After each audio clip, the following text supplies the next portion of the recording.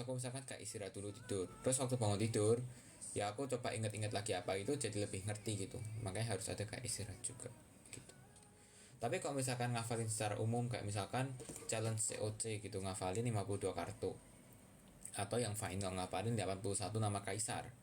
Kalau kayak gitu aku ngafalinnya tuh ku aku udah sering cerita sih, cuma intinya kayak ku buat pattern gitu. Jadi aku mau cari patternnya, misal 4 skop 10 diamond, 5 skop 9 diamond. Nah itu aku ngapalinnya tuh 4 skop, jadi ada 4 nya ini aku apalin pakai paksa. Jadi aku maksa ngapain angka 4. Kebetulan aku juga suka angka 4, jadi udah angka pertamanya 4 gampang. 4 terus 10, terus 4 nya turun 5, 10 nya naik 9 gitu. 4 skop 10 diamond, 5 skop 9 diamond. Terus kan cocok ya, skop diamond gitu. Jadi 4 skop 10 diamond, 5 skop 9 diamond. Terus tadi di sini kan ada apa? 5 skop. Sekarang kita pindah ke 5 hati gitu. Terus saya di sini terakhir apa? Diamond kan. Kita pindah ke Ace Diamond gitu. Jadi aku nyambung-nyambungin gitu. Jadi 4 skop 10 diamond, 5 skop 9 diamond, 5 hati Ace Diamond. Terus ini apa? Hati kan. Dari 5 hati kita pindah ke 8 hati. Terus 8 hati 8 skop gitu. Aku ngapainnya kayak aku sambung-sambungin gitu sih. Kalau yang Kaisar itu karena aku udah bener-bener hopeless waktu final. Kayak aku udah aduh gitu kan, udah pusing duluan, jadi aku ngafalinnya 10-10 kayak 1 sampai 10, 11 sampai 20, 21 sampai 30 gitu. Cuma aku emang beberapa ngafalnya ada yang eh, kayak dapat bantuan gitu. Misalkan seingatku ya urutan 29 itu tuh yang gambarnya ada dua, yang kaisarnya ada dua orang gitu, urutan 29 atau berapa gitu. Jadi emang ada beberapa yang kayak aku, intinya tuh aku mau ngapalin beberapa checkpoint gitu. Jadi aku nggak ngafalin 52 kartu tuh, aku nggak ngafalin 52, tapi aku cuma ngafalin satu checkpoint terus patternnya apa, terus the next checkpoint patternnya gimana gitu. Kayak 52 kartu tuh checkpoint pertama aku tuh 4 skop gitu kan. 4 skop full diamond, 5 skop 9 diamond, 5 hati S diamond, 8 hati 8 skop. Terus the next checkpoint is king skop. Nah itu aku king skop 7 diamond, 6 kritik, 4 hati. Kebetulan 4 kartu itu lambangnya beda semua. Skop, diamond, kriting, hati. Terus menurun king 7 6 4. Habis itu queen skop 7 kriting gitu. Nah itu udah satu checkpoint selesai, terus aku ngafalin checkpoint baru gitu. Kalau aku ngafalin gitu, jadi ada checkpoint sama ada patternnya. Nah biasa yang harus dihafalin kayak dipaksa itu checkpoint itu, jadi aku maksa ngafalin. Kayak checkpoint kesini tuh angkanya apa, checkpoint kesini angkanya berapa gitu, gitu sih. Cuma of course nih beda-beda tiap orang ya, tergantung cara cara ngafal kalian juga. Cuma itu tadi aku cuma cerita bagaimana cara menghafal saya gitu.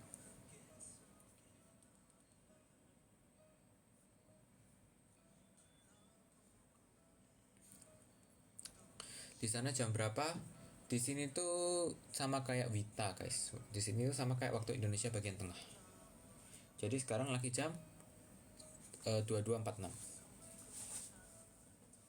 Sebentar mau ngecas. Spill potongan rambutnya. Tolong dipotong modelnya, jangan terlalu beda, jangan terlalu pendek tapi mau pendek, tapi jangan terlalu pendek tapi dipendekin. Nah itu potongannya.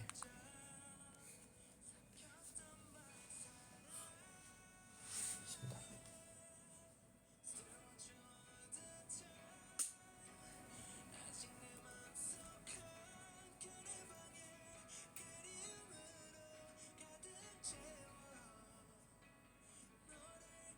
Kenapa nggak bisa ngecas ya?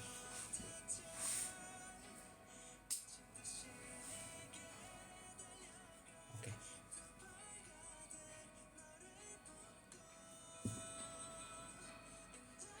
Kesibukan lately kuliah guys, masuk semester 4.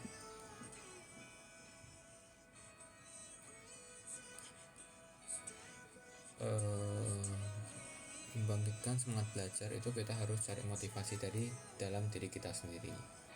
Kadang kita jangan terlalu kayak mengharapkan motivasi dari eksternal, kayak nungguin motivasi dari orang lain gitu. Kadang motivasi itu harus datangnya dari dalam diri kita sendiri gitu. Wow, ada Yuriko guys. Saya baru nyadar. Halo Yuriko, Anda gabut sekali menonton. By the way, besok Champion Stock ada Yuriko juga guys, kalau kalian mau lihat. Ada siapa lagi?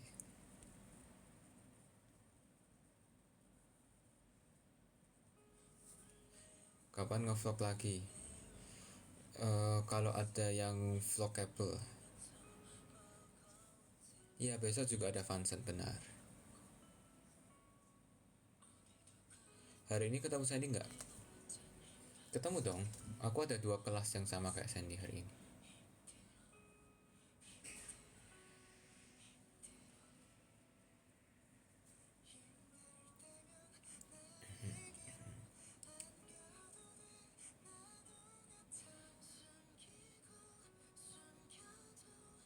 Bakal ganti warna rambut, bakal, tapi nggak tahu kapan atau apa,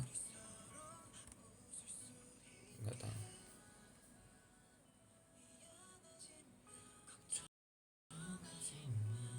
Kenapa potong pendek? Karena panjangnya kemarin udah terlalu panjang menurutku.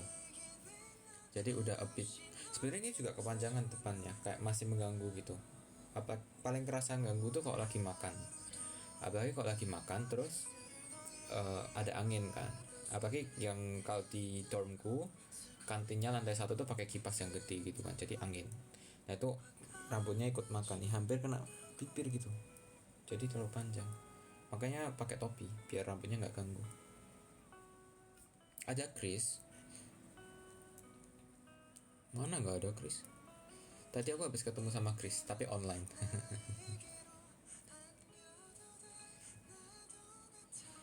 Boleh belajar siang atau malam? Malam sih. Siang itu ya datang ke lecture gitu.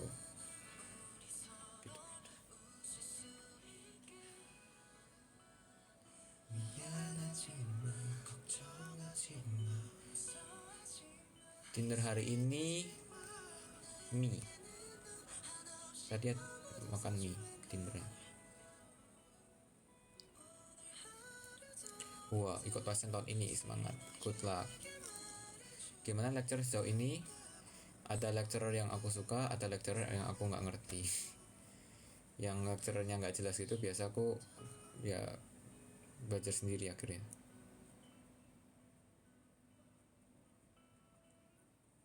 CH3 COOH. CH3 COOH itu apa ya? Bentar aku mikir. CH3 CO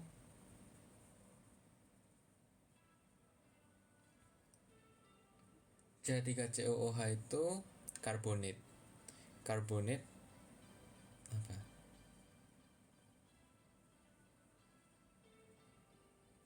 Mana aku nggak tahu lagi bahasa Indonesianya. Belajarnya kan Inggris waktu itu. Gila, harus belajar kimia lagi. Tapi dulu aku lumayan suka kimia sih. Organic chemistry itu lumayan seru menurutku, cuma susah. Yang aku ingat kimia kalau SMA itu adalah pernah ada aku dapat guru kimia yang lumayan killer gitu waktu SMA. Terus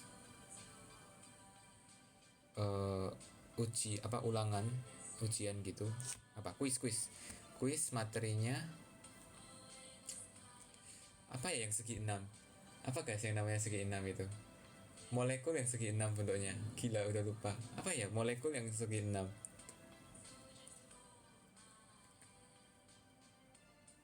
bensin ya, kayaknya bensin bener deh, bensin isi ya, molekul segi 6 bensin ya, materinya bensin, kuis. Nah kelasku itu ada satu anak yang pinter banget kimia, dan anak-anak lainnya itu tuh pinter semua, maksudnya pinter-pinter semua gitu. Kelasku tuh kayak isinya anak-anak yang pinter-pinter semua lah basically. Waktu SMA kelasku kan kayak kelas khusus A level gitu. Nah sedangkan aku tuh termasuk yang nggak bisa kimia, cuma aku lumayan seneng gitu.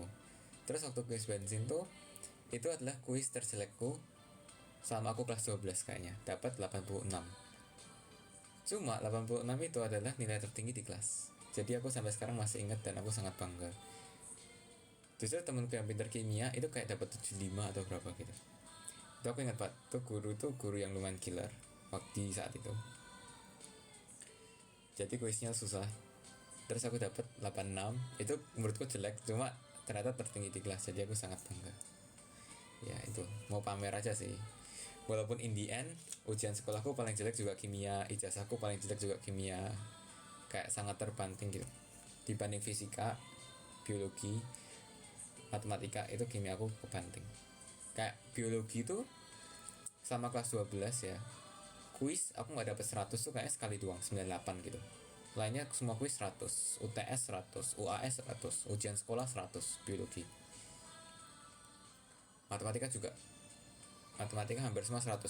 Ya nggak 100 tuh matematika nilai partisipasi, itu nggak bisa 100 soalnya. Kalau fisika minimal 97-an terus lah, sering 100 juga. Nah kimia itu aku lumayan lumayan ya naik turun. Kalau materinya pas lagi oke 100 materinya lagi susah bisa 80-an gitu. Itu kimia.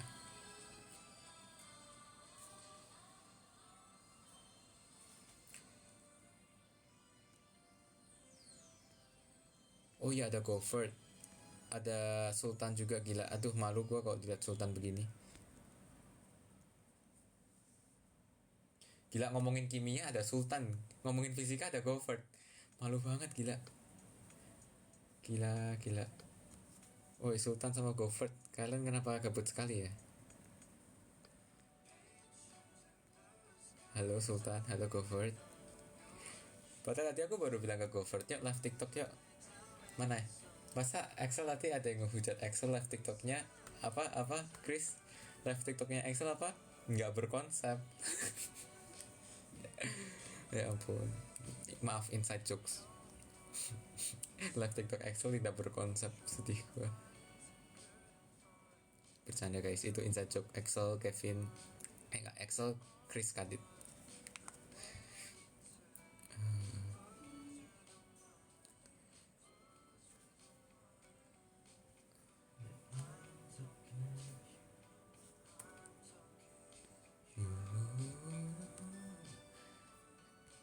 Sultan berani buy one kimia nggak?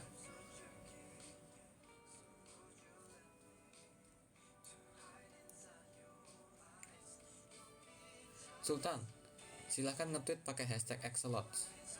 Ayo Sultan, nge-tweet pakai hashtag Excelot Sultan.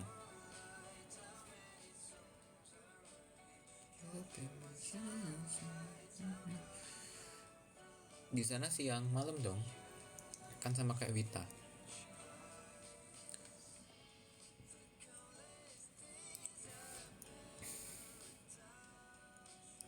Sebelum NUS ada Univ Impian kelas 10. Kan kalau di SMA aku tuh kan sering ada webinar ngundang dari universitas luar ya, kayak webinar waktu itu kan covid jadi online webinarnya. Nah gila nih mah aku ngepromosiin SMA aku ya secara langsung, ya udah ya intinya sering undang-undang universitas gitu. Terus banyak lah yang diundang dan aku juga sering ikut webinar waktu kelas 10. Ngapain juga kan, pengangguran, jadi ya udah ikut webinar aja. Terus aku sempat tertarik banget itu masuk Kyoto Uni kuas. Ini Agas beneran, gila ini kalau Agas beneran keren sih. Gila Agas beneran ngirimin Imawar, gila. Halo Agas, gimana Agas, apa kabar, apakah sudah selesai sidang-sidangnya? Terakhir kali aku dengar kabar Agas lagi sibuk sidang-sidang nyari jadwal. Halo Agas. Wait, tadi aku cerita apa ya? Maaf, tidak berkonsep. Jadi belum ngerti aku cerita apa. Tadi aku cerita apa? Tolong ingatkan saya. Oh sekolah mana ya, Kyoto. Jadi aku kelas 10 tuh pengen banget ke Kyoto. Terus aku belajar bahasa Jepang sebentar, tapi saya menyerah belajar bahasa Jepang kan. Ya webinar. Jadi udah saya nggak mau ke Kyoto. Tapi instead of Kyoto justru aku pengen ke Oxford. Karena kan sekolahku SMA kan Cambridge, pakai kurikulum Cambridge kan. Jadi aku pengen ke Oxford atau Cambridge. Actually ke Oxford sih waktu itu. Pengen banget ke Oxford. Makanya aku juga sempat persiapan buat A-level. ES level sama itu waktu itu kan, ngambil 2 kali ES kelas 11, itu ngambil kelas 12 harusnya. Tapi aku tuh terlalu sibuk sama pelatnas, pelatihan nasional, persiapan olimpiade gitu loh. Jadi in the end waktu mau AS level itu tuh aku belum siap, dan jadwalnya pun nabrak-nabrak sama jadwal pelatnas, tes di pelatnas. Terus akhirnya aku give up AS level sama A levelnya, jadi aku fokus ke pelatnas waktu itu. Temanku ada, dia pelatnas juga ikut, tes AS level juga ikut, jadi itu gila, dia dipersiapin semuanya ada. Cuma kalau aku waktu itu nggak bisa, aku akhirnya korbanin AS level, aku persiapan buat pelatnas. Makanya aku nggak ngambil A level jadinya, padahal aku di sekolah tuh belajar materi Cambridge A level, aku udah belajar semua. Cuma aku nggak ambil A level, jadinya nggak jadi masuk Oxford. Tapi masa aku cuma apply ke NUS, ke Singapura sama Kanada gitu kan. Sebenarnya aku apply itu tuh buat cadangan NUS, NTU, Toronto sama British Columbia kan.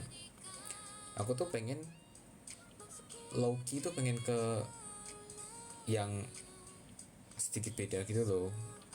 Bukan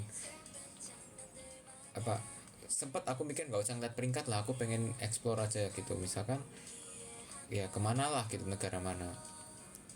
Tapi in the end akhirnya aku ya udahlah main aman gitu, NUS, NTU, Toronto, British Columbia, jadi 2 Singapura, 2 Kanada. Terus akhirnya aku disaranin buat apply US juga, karena nggak ada ruginya juga kan apply US. Jadi akhirnya pun aku apply ke Harvard sama Yale. Cuma itu terlalu nggak ada persiapan, kayak aku esainya nggak aku persiapan kan pakai Common App ya. Kalau kalian apply kayak Ivy League yang di US itu kan kalian apply-nya pakai Common App. Nah Common App-nya itu aku nggak terlalu nyiapin. Terus esai buat Harvard sama Yale-nya aku bikinnya juga mepet banget waktu New Year, waktu tahun baru. Padahal 1 Januari deadline-nya gitu, aku bikinnya baru malam tahun baru. Jadi emang itu aku terlalu main aman lah, basicnya aku terlalu mengandalkan NUS, NTU gitu. Ya otomatis ditolak Harvard sama Yale-nya. Makanya kalau ada adik kelas atau siapa yang kayak minta minta saran gitu, misalkan apply uni kan, saranku pasti kalian harus aim yang tinggi gitu loh. Maksudnya kalian usahain aja Harvard, Yale gitu kan, usahain semaksimal mungkin, MIT gitu-gitu. Apply aja dan usahain, jangan males, jangan main aman cuma NUS, NTU gitu kan. Apalagi kalau kalian punya medali internasional. Kalau kalian punya medali internasional, NUS, NTU tuh beneran 99.9% guaranteed masuk gitu kan. Ya kalian aim higher, MIT, Oxford. Sebenarnya aku tuh kerasan nyesel bangetnya tuh waktu IMO, kan aku apply uni gitu kan akhir 2022 sama awal 2023. Terus aku tuh Maret itu udah banyak, Februari Maret tuh udah keterima gitu. NUS tuh aku keterima Maret 2024, NUS keterima. Nah dan akhirnya pun aku ya fix ke NUS gitu. Pas Juli 2024, Juli 2023, ini semua 2023 beda. Maret 2023 keterima NUS, Juli 2023 aku ke IMO. Nah di IMO barulah aku kayak lebih terbuka aja gitu, ngeliat orang-orang yang hebat-hebat, pinter-pinter gini. Terus bahkan di IMO pun itu banyak banget anak-anak MIT, anak-anak yang bakal masuk MIT, mereka bakal punya kayak grup khusus. My friend yang ikut IMO juga, jadi temenku ada yang ikut IMO dan dia keterima di MIT juga gitu.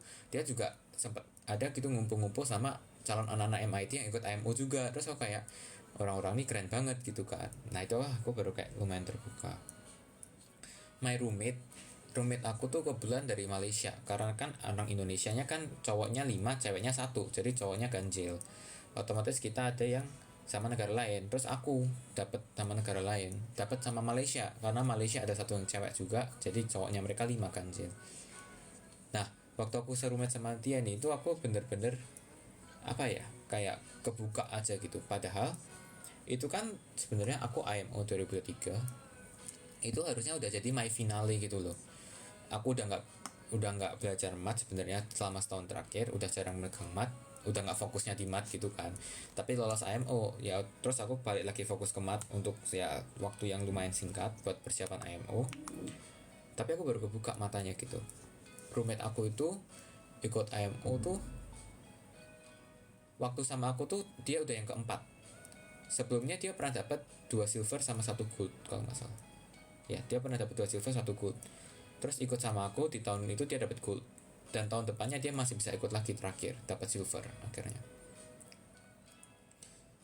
Ya, intinya aku banyak ngobrol lah sama temen yang dari Malaysia itu. Banyak ngobrol, tukar pengalaman gitu kan, dia cerita-cerita. Terus kayak dia juga sempat ngajarin aku materi-materi gitu loh. Jadi ya ada belajar bareng juga di kamar sedikit gitu. Jadi itu aku baru kayak terbuka, wow, sebenarnya matematika tuh ya seharusnya tuh aku lebih bisa menikmati matematika dan harusnya masih bisa mengusahakan lebih waktu aku mau IMO gitu gitu. Kayak jadi kayak banyak ya, seandainya aku ketemu orang ini waktu aku kelas 10 misalkan, aku pasti belajar rajin biar aku bisa IMO lagi, terus ketemu orang-orang kayak gini-gini lagi, nah gitu. Sempat mikir gitu. Cuma apa yang sudah terjadi terjadilah begitu.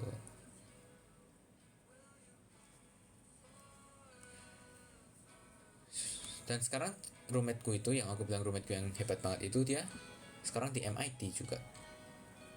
Dia masuk MIT. Makanya udah gak pernah ketemu. Waktu dia masih di Malaysia, kadang dia main ke Singapura gitu, kita tahun lalu ketemu kan. Kayak dia main ke Singapura, yaudah yuk ketemuan. Sekarang dia udah di US, udah di MIT, jadi lebih susah buat ketemuan.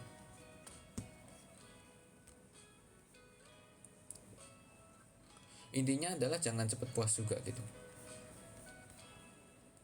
Semakin terbuka dunia kita tuh semakin banyak yang bisa dicapai.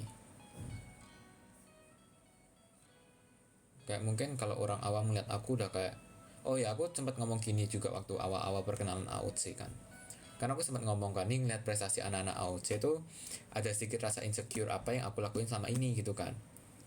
Itu benar, aku benar ngerasain itu. Waktu itu aku ngeliat Clarissa tuh aku ngeliat dia prestasinya awalnya dia main game tiba-tiba dia fokus ke fisika, belajar ngoding juga, terus aktif organisasi ini itu, bahkan fisikanya sampai IVO, ada project coding, project sosial.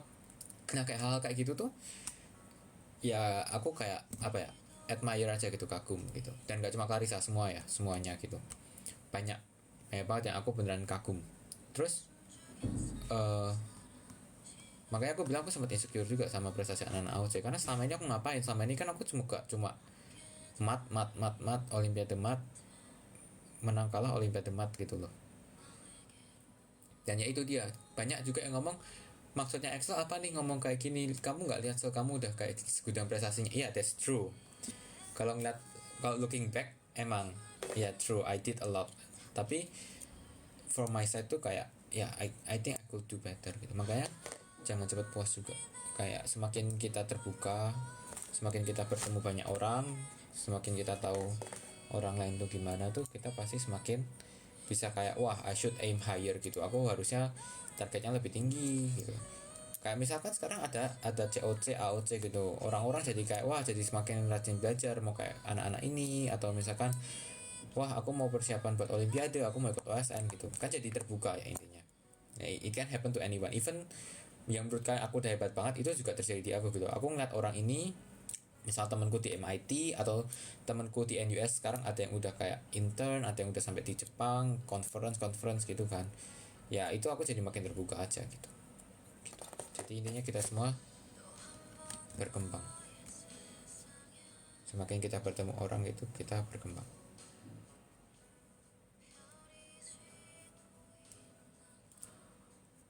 Benar, semua orang punya jalannya masing-masing.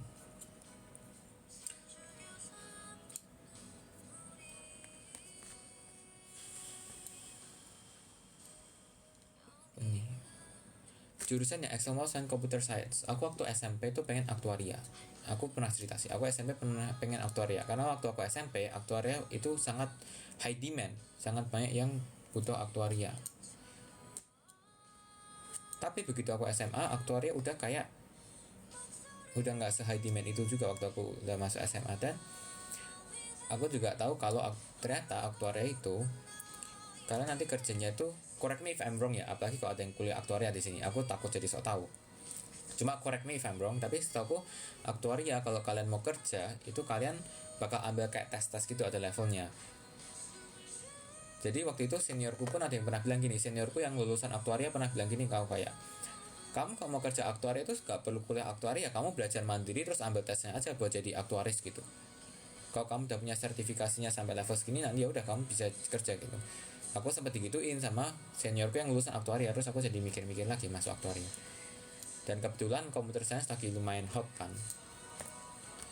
Sekarang kan lagi eranya digital, lagi AI juga malah sekarang. Jadi computer science emang lagi hot. Walaupun kenyataannya di Singapura tuh job marketnya lagi kayak kurang baik dari tahun lalu. Dari tahun lalu job marketnya buat computer science kurang baik, makanya susah dapat intern, susah dapat kerja gitu. Begitu.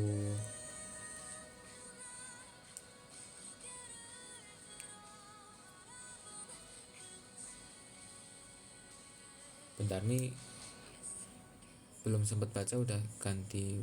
Baca udah ganti. Nggak pagi di sini malam. Tumben nggak pakai topi. Karena nggak dari luar, karena tadi dari dalam kamar.